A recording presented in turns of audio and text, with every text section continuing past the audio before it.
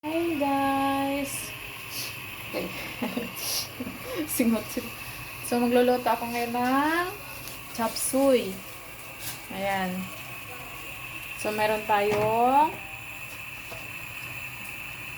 meron tayong atay ng manok. Saka dyan na yung sibuyas, bawang. Then ito yung gulay. Isa tayo ng sibuyas, saka bawang. Saka lagyan ng yan, atay. Saka halo-haloin na natin.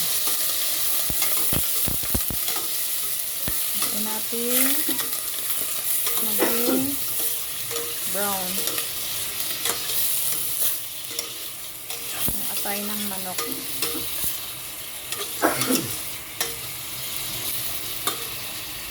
Diba?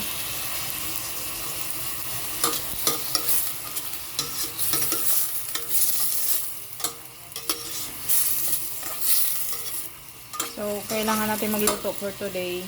Kailangan natin magluto kasi nandito si Shubet. Diba?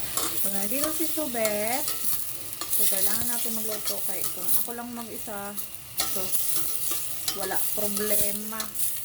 Kaon-kaon lang ko din sa mga tinapay-tinapay o ano-ano dila. Okay na ako. Solve na. Ato gani ho. Diba? Propang himong ito.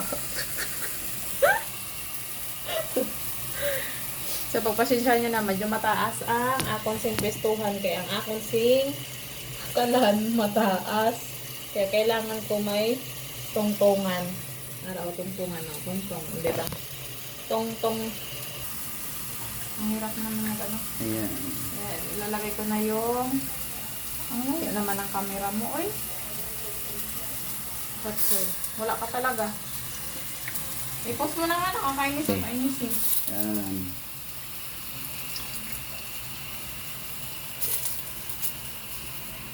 Lalagay niya yung gulay. Sige na, i-post mo na. Post mo na. Ayan siya. Okay, go!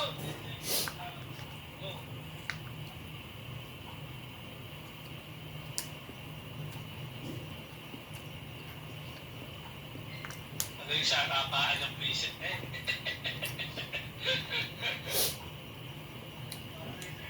So, ka na ba, kagawan?